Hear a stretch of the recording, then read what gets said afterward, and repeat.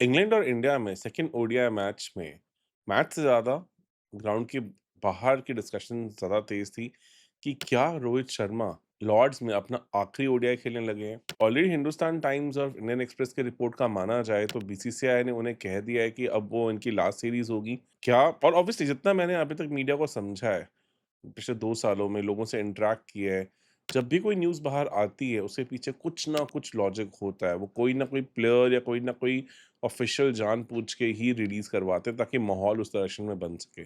अगर ऐसा होता है, तो व्हाइट बॉल क्रिकेट में हम शायद इंडिया का one of the best careers को एंड होते हुए देखेंगे। एक लेगेसी, एक ऐसा कप्तान जिसने हमें 2 आईसीसी ट्रॉफीज़ जितवाए, एक में फाइनल्स तक ऑलमोस्ट अनबिलीवेबल क्रिकेट खेल के पहुँचाया, वो फाइनली क्रिकेट को अलविदा कहते हुए दिखेंगे। बहुत बड़ी चीज़ है, मैंने उन्हें काफ़ी ज़्यादा एडमायर किया है, one of my all time favourites, but still कारमा तो आगे चलता रहेगा और भी यंगस्टर्स हैं, उन्हें मौका मिलेगा। पर इस मैच में ऐसा क्या हुआ जो हम गलत गए? 3 पॉइंट्स हैं, सबसे पहला बाउंस। इंग्लैंड में मैंने जितना क्रिकेट देखा है, पिछले 15 सालों में मैंने ऐसी पिचेज़ नहीं देखी हैं, जहाँ पे इतना ज़्यादा स्पॉन्जी बाउंस मिल रहा हो। ये क्लियर प्लान्स था कि कहीं न कहीं ऑलरेडी इंग्लैंड जानता था कि अगर इंडियन बैटिंग जगरनॉट को रोकना है, तो हमें वहाँ पे उन्हें इस तरह की पिचेज़ देनी पड़ेंगी। इस मैच में भी हमारे बैटर्स ने बाउंस के अगेंस्ट थोड़ा-सा कंसर्न दिखाया। रोहित शर्मा भी ऑलमोस्ट शॉर्ट बॉल पे आउट होते होते रह गए, पर गस एटकिंसन ने कैच छोड़ दिया। उसके बाद अगर आप देखें तो ये रेगुलर पैटर्न बन के सामने आया। ईशान किशन जो मेरे हिसाब से इस तरह के पिचेज़ पे ज़्यादा अच्छा नहीं खेल पाते हैं और इसलिए मैं साउथ अफ्रीका को लेके भी उन्हें अभी थोड़ा-सा डाइसी हूँ। वो भी शॉर्ट बॉल पे आउट हुए। उसके बाद इवन विराट कोहली भी शॉर्ट बॉल पे आउट हुए और जो हमारे 3 ऑल-राउंडर्स हैं, ऑल-राउंडर्स जी हाँ, वो तीनों के तीनों ही शॉर्ट बॉल पे गए। हाँ, तीसरा नहीं था, पर वो एक्सपेक्ट कर रहा था शॉर्ट बॉल पे, इसलिए दुबे कॉटन बोल्ड हुए। एक कंसर्न, एक पैटर्न जो अच्छा नहीं है। हाँ, और अगर आप प्रैक्टिकली स्पीकिंग देखें, वहाँ पे श्रेयस अय्यर थे, उनका डिसमिसल भी काफ़ी हद तक शॉर्ट बॉल से ही ट्रिगर्ड है। कैसे? अगर आपने आईपीएल में भी ये पैटर्न देखा हो, जब से उन्होंने शॉर्ट बॉल पे अपनी बैटिंग को इम्प्रूव किया, वो काफ़ी ओपन स्टांस से खेलते हैं। इससे जो off stump end off stump के अबाउट जो बॉल पड़ के हल्की-सी बाहर निकलती है, उसमें वो काफ़ी शफल करते हुए आते हैं और एज करके पीछे कैच दे देते हैं। इसी तरह से कमिंस ने उन्हें वर्ल्ड कप फाइनल्स में निकाला था और आईपीएल में अनगिनत तरह के उनके इसी तरह के सेम डिसमिसल थे। इस आईपीएल के सेकंड लेग में 3 या 4 बार वो ऐसे आउट हुए थे। तो ये भी एक कंसर्निंग पैटर्न है, जो कहीं न कहीं शॉर्ट बॉल को हैंडल करने के कारण ही ट्रिगर हुआ है। सेकंड मेजर रीज़न था हमारा बैटिंग स्ट्रेंथ। वहाँ पे ईशान किशन जैसे मैंने कहा कि इन तरह के पिचेज़ के लिए मेरे हिसाब से उतने नहीं बने हुए। रोहित काफ़ी सिग्निफिकेंटली स्ट्रगल करते हुए दिख रहे थे और उसके बाद जो हम 3 ऑल-राउंडर्स खिला रहे हैं, वो मेरे थोड़े बियॉन्ड हो जाते हैं। वहाँ पे अभी भी मैं कन्विंस नहीं हूँ कि वाशिंगटन सुंदर की जगह इस टीम में बनती है। एक तो उनकी बॉडी ऐसे लगती है कि ग्लास की बनी हुई है, फिर से वो इंजर्ड हो गए, फील्ड में भी नहीं आ पाए, उनकी बॉलिंग ऑप्शन भी हमें नहीं मिली।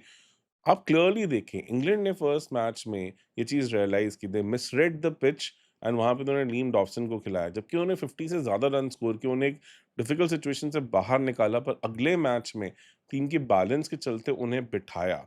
उनकी जगह वो क्या करा उन्होंने? उनकी जगह उन्होंने उतारे गस एटकिंसन, महमूद, जो कि अटैकिंग बॉलिंग ऑप्शंस थे और उसके कारण ही वो इंडिया को एक बिलो पार टोटल पे ऑल आउट कर पाए।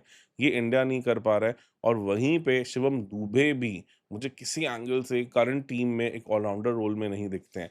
बैटिंग में he is not giving you anything. उनकी 8.6 की एवरेज चल रही है और उसके साथ-साथ बॉलिंग में भी ही is at best your 6th और 7th bowling option, not your 5th bowling option, तो ये बहुत बड़ा कंसर्न है। इस तरह के मोल्ड में रॉबिन सिंह इंडिया के पास थे 90s में, पर वो मच बेटर बॉलर थे, मच बेटर बैटर थे और वो इंडियन टीम के one of the best fielders थे। वहीं पे दुबे ऑन एन एवरेज एक मैच में 1 कैच आपको छोड़ते हुए दिखते हैं। सिर्फ एक अक्षर हैं जो फिट होने चाहिए और मुझे भी लगता है कि वो चैंपियंस ट्रॉफी में जहाँ खेल रहे थे नंबर 5 पे, वो उनके लिए ज़्यादा सूटेड ऑर्डर है। वहाँ इंडिया उनको मैक्सिमाइज़ करने की कोशिश नहीं कर रहा। तीसरा मेजर रीज़न यहाँ पे आपको क्या लग रहा है क्या होना चाहिए? मेरे हिसाब से है lack of wicket taking option. जहाँ इंग्लैंड ने अपने बॉलिंग ऑर्डर को करेक्ट किया, बैटिंग को कॉम्प्रोमाइज़ किया, वहीं पे आप क्लियरली देखें कि इंडिया ने क्या किया। इनफैक्ट मिडल ओवर्स में भी आप क्लियरली देखें कि उनका जो 5th और 6th बॉलिंग ऑप्शन भी था, सैम करन और विल जैक्स, उनके अगेंस्ट भी एक ऐसा फेज़ था जहाँ 7 ओवर में इंडिया ने सिर्फ 13 रन स्कोर किए। और वहीं पे 125 पे 5 होने के बाद जब अक्षर और दुबे साथ में बॉलिंग कर रहे थे, तो इंग्लैंड बैटर्स वर सिंपली मिल्किंग देम। वो आराम से हर ओवर में 4-5 सिंगल्स निकाल रहे थे और ऐसा लग रहा था कि उनकी उनका कारवां थम ही नहीं रहा। जबकि उस टाइम पे अगर वहाँ पे विल जैक्स या रूट में से एक भी बैटर आउट हो जाता, तो आप कहीं न कहीं इंग्लैंड के टेल को एक्सपोज़ कर देते। और 108, 109 रन तभी भी बचे थे, पर कितनी आसानी से इंग्लैंड ने स्कोर कर लिया, वो काफ़ी ज़्यादा कंसर्निंग है। यहाँ पे एक पैटर्न मैं देखता हूँ कि इसके चलते, क्योंकि हमारे पास अटैकिंग ऑप्शंस इतनी नहीं होती, बुमराह के ऊपर प्रेशर बढ़ जाता है, वो बहुत ज़्यादा विकेट्स के लिए जाते हैं और जब भी वो ऐसा करते हैं, मैंने कभी भी उन्हें इफेक्टिवली विकेट्स लेते हुए नहीं देखा। आप क्लियरली देखें, आज ओपनिंग बहुत अच्छी थी, उनका प्लान बहुत सही था। फर्स्ट ओडीआई में एजबास्टन में भी उन्होंने बेन डकेट को आउटसाइड ऑफ स्टंप बहुत बार बीट किया, पर थोड़ा शॉर्ट थे। इस बार हल्का-सा आगे गए लेंथ में और उसके चलते एज लगा और स्टार्टिंग में जब प्रसिद्ध कृष्णा ने भी एक अच्छा स्पेल डाल के दूसरा ओपनर आउट किया, तो लग रहा था कि इंडिया मैच बना सकता है। इनफैक्ट जिस टाइम पे हैरी ब्रूक आउट हुए थे, उस टाइम इंडिया का पलड़ा ऊपर था।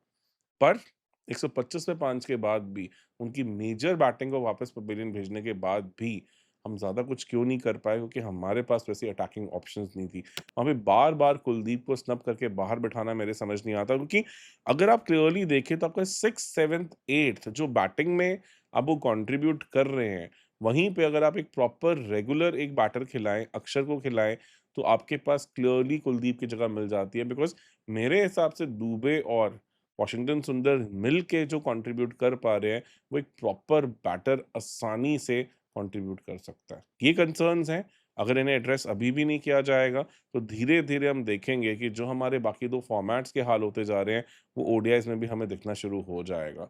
ये ऑल-राउंडर प्रॉब्लम इंडियन क्रिकेट को कहीं न कहीं डुबा देगी, क्योंकि हम बिट्स एंड पीसेस प्लेयर्स को ऐड करने के चक्कर में स्पेशलिस्ट को भूल जाते हैं और ऐसे मैच के काफ़ी क्रिटिकल फेजेस में हम इतने डिफेंसिव और इतने टूथलेस लगते हैं, जहां हम कुछ ज़्यादा कर नहीं सकते। अब लोग कहेंगे कि आप पिछले ओडीआई में जाके देखें, जहां दोनों ऑलराउंडर्स ने स्कोर करके जितवाया, पर अगर हमारे पास वहां पे अटैकिंग बॉलिंग ऑप्शन होती, तो शायद हम इंग्लैंड को 160 170 पे ऑल आउट कर देते। इंडिया 178 फॉर 3 से 233 ऑल आउट हुआ, क्योंकि उनके पास अटैकिंग ऑप्शंस थी। 7 विकेट्स 45 रन में गिरे, तो ये सेम चीज़ उनके साथ भी हो सकती थी। मेरा अभी भी मानता है कि इंडिया एक ओल्ड स्कूल ऑफ क्रिकेट में फँसा हुआ है।